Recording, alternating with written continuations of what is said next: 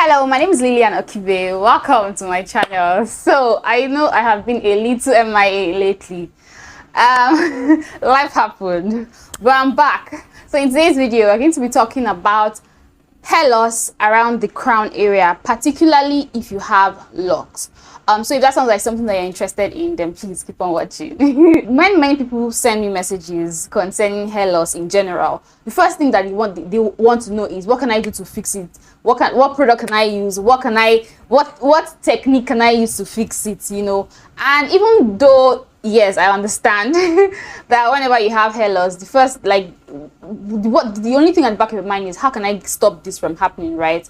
What can I do to fix it? But I feel like before we go into what you can do to fix hair loss, particularly when you have it around the crown area, is you want to first figure out why it happened in the first place. Because the thing is, if you go ahead and find a remedy, right, and if it's a product or something, and you go ahead and apply, if you do not treat the root cause, it's going to keep coming back, and sometimes you may not even see any result, because as whatever you're using is fixing the issue, the cause is still there, and so it keeps, you know, uprooting or removing the hair. So first thing we're going to be talking about in this video is, what are the things that can cause hair loss, particularly around the crown area. Now, if you are experiencing hair loss around the crown area, the first thing you want to ask yourself is, are you on any medication? Have you been on any medication lately? You should think from like now till about like 6 months before, when you started noticing the hair loss, you know, because many people, like, there are different kinds of drugs that have, like, one of the side effects of the drugs is hair loss, you know. So you want to actually sit down and think, have I been on medication lately? And if you have been on medication, hopefully you were not self-medicating, you know. So you can easily go to your doctor and ask, hey, I noticed that I'm losing hair, blah blah blah, is hair loss one of the side effects of this drug? Now, if you're someone who is on antidepressants, or if you are on like cancer medication, then I know that those drugs have hair loss as their side effect, you know. So, but those are not the only kinds of drugs that can cause hair loss. So you definitely want to speak with your doctor to, you know, help you figure out if it's the drug or it's the medication that you were on or that you are on. And if that is the case, then you can discuss with your doctor to find an alternative. Like, a lot of times there are actually alternatives to some of these drugs, you know, but you will not know if you do not ask. So yeah, go ahead and talk to your doctor. Another thing I want to say that is related to this aspect of medication is, sometimes you may be losing hair as a side effect of the end of your medication, you know. So sometimes it may not necessarily be that the fact that you're using the drug is what's causing the hair loss, but sometimes it may be as a result of, because you stopped using the drugs, as your body is trying to like get stabilized again after the whole experience, you know. Hair loss may be one of the results. So definitely speak with your doctor. Another thing I want to say here is, sometimes when I am talking about medication, this includes supplements as well, because I know that there are so many people who self-medicate when it comes to supplements, because they think, oh, I'm just taking vitamins, so there's nothing wrong with that. But the truth is, if you're taking vitamins that you do not need and you end up with too much of that particular, sometimes it may not be just vitamins, or if you have too much of that particular nutrient that you're taking, too much of it can cause hair loss, you know. So you definitely want to, if you're taking anything that is in form of a tablet or like drug medication, definitely speak with your doctor, and he or she will help you figure out if the hair loss is as a result of that. Now, if you have sorted that out, the next thing that can cause hair loss is, you want to ask yourself, sit down and try to ask yourself, what have I been eating lately? What is my diet like? Because sometimes people experience hair loss as a result of deficiency in some nutrients, you know. Our body needs so many kinds of nutrients to thrive, and some of them, if you do not have enough, one of the signs that will show is that you start to lose hair, especially around the crown area. From my research that I have done, I've noticed that zinc is one of the culprits. Like, zinc deficiency is one of the culprits for hair loss. You notice that a lot of people who have hair loss, particularly all those crown area hair loss, many of them have deficiency in zinc. You know, so you really want to, and it's not just zinc, like some of the nutrients that if you're deficient in can cause hair loss. Some of them are vitamins A, C, D, E, protein, if you do not have enough protein, if you do not have iron, if you do not have enough iron, and also zinc, right? So you want to actually sit down and like think about your diet and just try to think about how you've been eating lately for like the past few months, you know, and this will help give you an idea of like, try to write down all the nutrients that are in the foods that you're eating, right? And then to kind of like give you an idea of whether you are deficient in some of these major nutrients that contribute to healthy hair growth, right? Another thing you can do is you can go to your doctor and get tested. You can actually get tested to see if you are deficient in any of these nutrients. But like I said, zinc deficiency is one of the major reasons why many people lose hair around their hairlines, around the crown area. And the funny thing about this is, while I was doing my research, I also realized that many women, many nursing mothers, after they at about 4 months into their nursing journey, they tend to be deficient in zinc, you know, and that's also around the time many people tend to experience postpartum hair loss. So it's possible that one of the contributors to postpartum hair loss is zinc deficiency. Now, don't quote me anywhere, but that's just one thing I've noticed from my numerous research that I've done as regards to hair loss that I've been doing over the years. That's something I've noticed.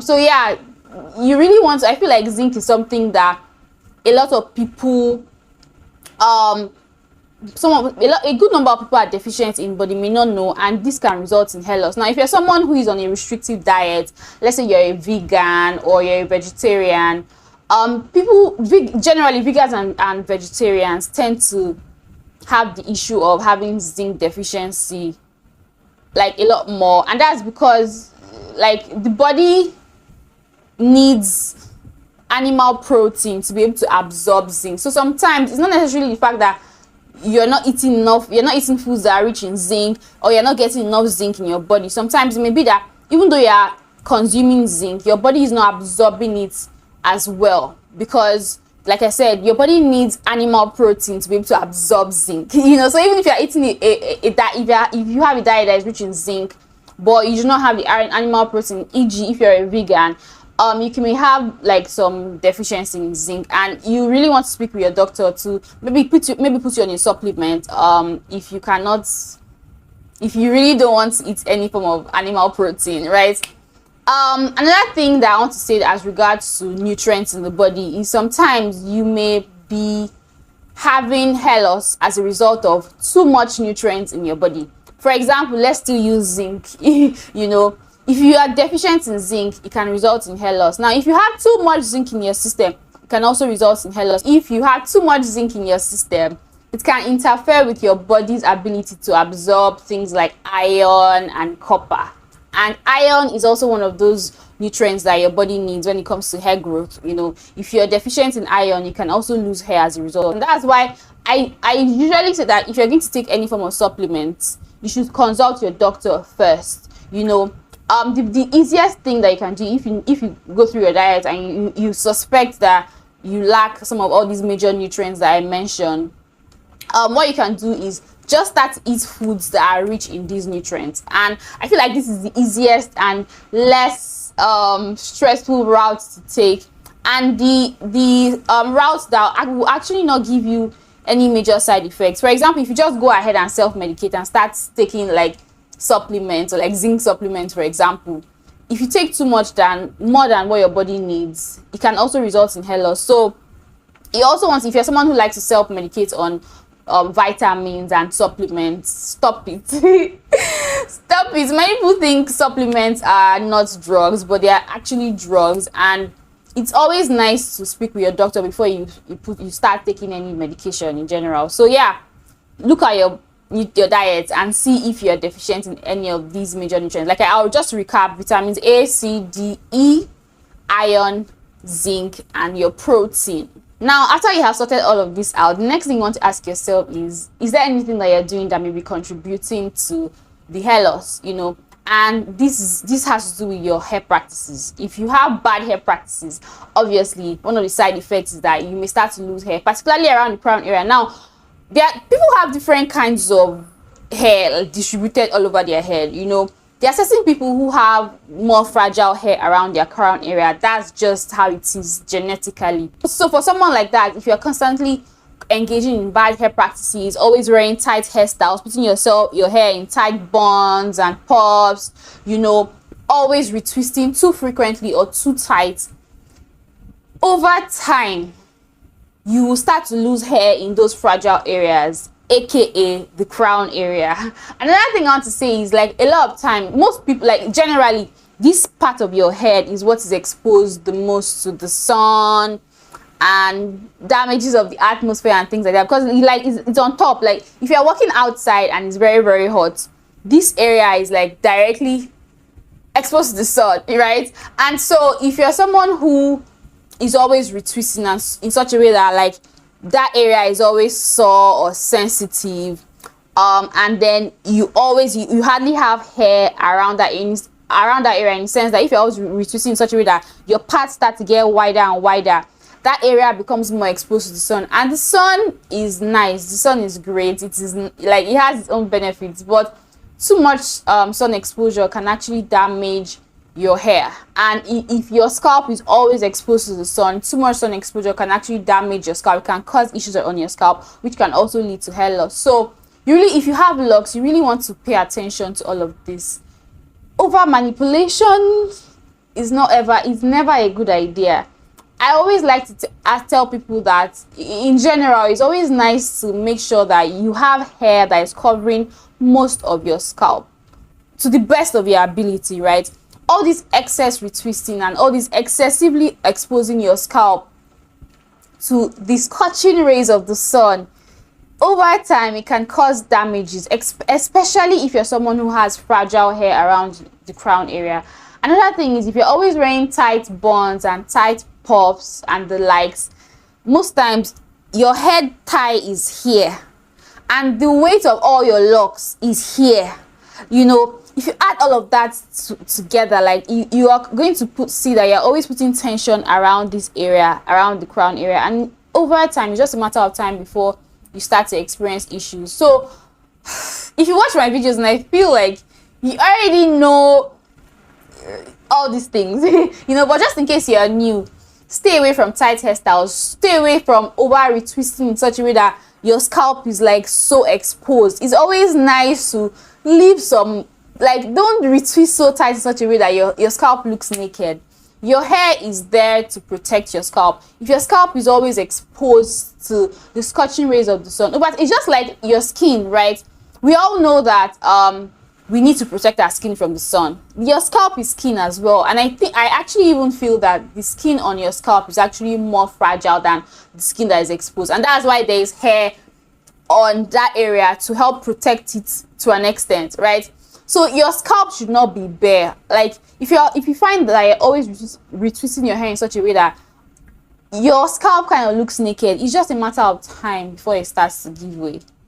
So please, please, please, please, and please, try not to retwist too tight, in such a way that you're exposing your scalp. Another thing is, whenever you're retwisting your locks, try not to uproot the strands of your hair too much that your scalp is naked. You know, be more gentle whenever you're handling your hair. Stop wearing tight hairstyles and the likes, and this is going to help you. So if you're guilty of any of these things, then this may be one of the reasons why you're losing hair around the crown area. Another thing that can cause hair loss, especially around the crown area, is stress. When people say stress, they think about, like, oh, because I'm stressed, automatically my hair is just going to give way.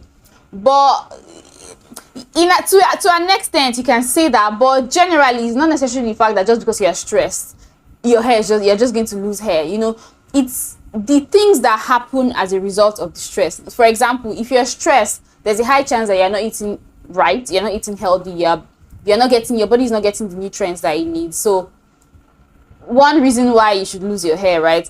And that thing is, if you're stressed, you're not getting enough sleep, you're probably not resting as much as you should rest, and so your body does not have what it needs to repair itself. So let's say you have put your hair in a style and then you have, caused some, damage or some injury on your scalp or whatever.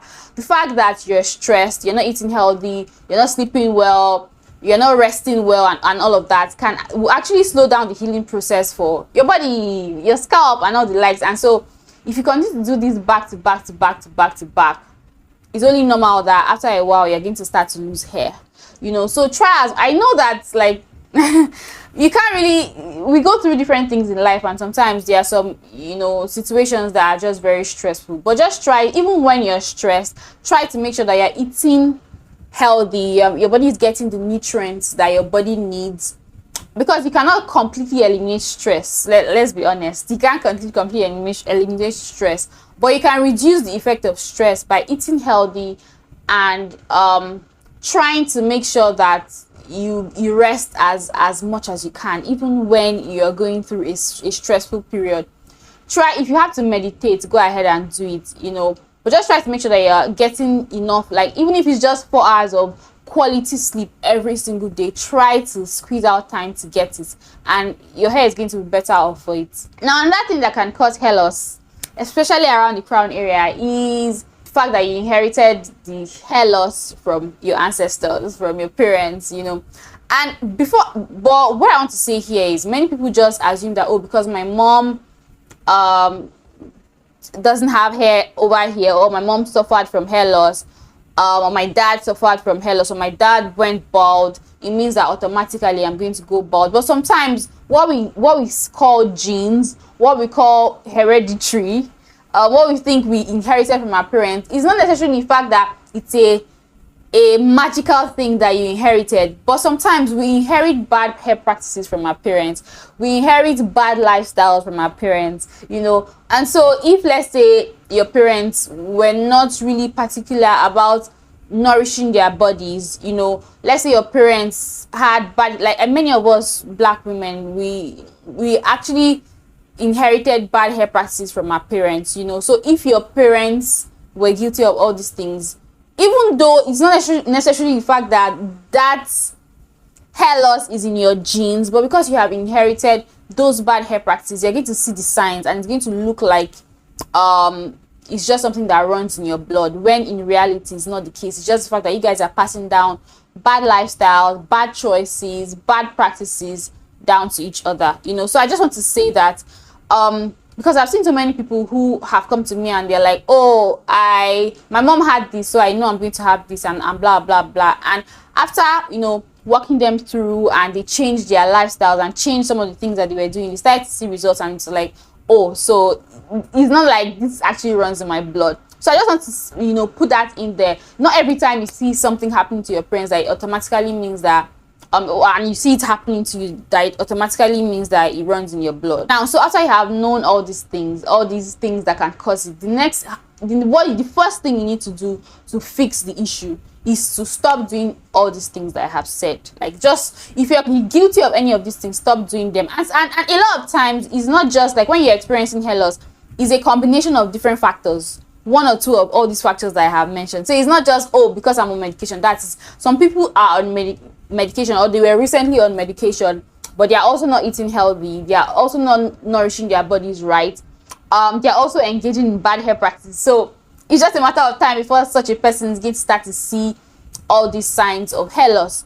So if you are guilty of any of these things, first step to fixing the hair loss is to stop doing these things. Now, after you have done that, the next thing, like automatically, for a lot of cases that is not very, very severe, when you stop doing all these things, if you give your hair time, the hair will grow back. Like, it's actually very simple and straightforward. If you stop doing all these things, your hair will grow back. And even if you're going to use some of the other things I will mention later in this video, the fact that you have stopped all these things that I have mentioned will help whatever you decide to use later on work faster and work quicker. So it's always a good idea. First step, find the root cause, discontinue the cause. That's the first step to actually, the first and to a large extent, the first and actually the most important step to actually getting the results that you desire. So now when you have stopped all these things, you are going to start to see results. But for some people, they may feel like, oh, the results is not coming as quick as I want, so what can you do to speed up the process? Now there are different oils that you can use that can help to regrow all those areas. I know that right now I don't know if that's still the case, but I know there was a time in the natural hair community where everyone was against using oils because they felt like oils are bad and blah blah blah. But the truth is, our ancestors have been using oils for their skin, for their hair, for years, like for, should I say centuries now, like for a very long time, right? And the reason why they continue using oils is because obviously oils can be beneficial, but it all depends on how you're using the oils. If you're putting too much oils in your hair in such a way that your hair is always greasy, this can actually contribute to hair loss. Instead of, even if you're using a very nice oil that normally should work, if you're putting too much in such a way that your hair is always greasy, this can actually contribute to hair loss. And I actually did that experiment for because I have a small mini garden, outside my house where I have some pots of plants, and I actually use the oil, there's an oil that I'm going to be sharing with you guys later on. I actually use that oil for the plant, and I did the experiment. If I put just a few drops of the oil in the plant, in the pot of the plant, I noticed that the plant grows. It grows like so fast and like weed, right? But I did also try doing the experiment, and I put a lot of the oil in there, and after a few weeks, about a week or so, I noticed that the plant started to die. So that just gives you an idea of what can happen on your hair as well.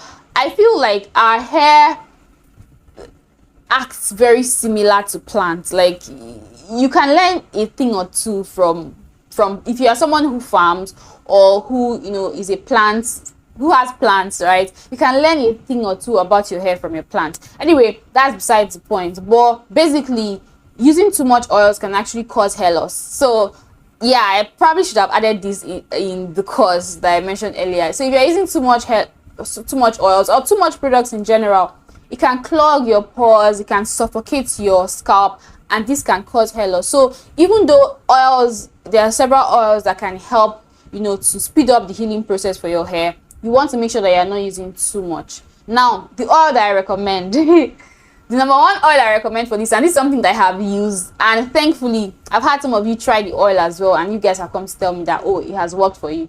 It is an oil from my brand, which is the Okibe Multipurpose Healing Oil. Now, I started using this oil at the time last year when I had some issue with hair loss here. You guys can see the area is now like super full.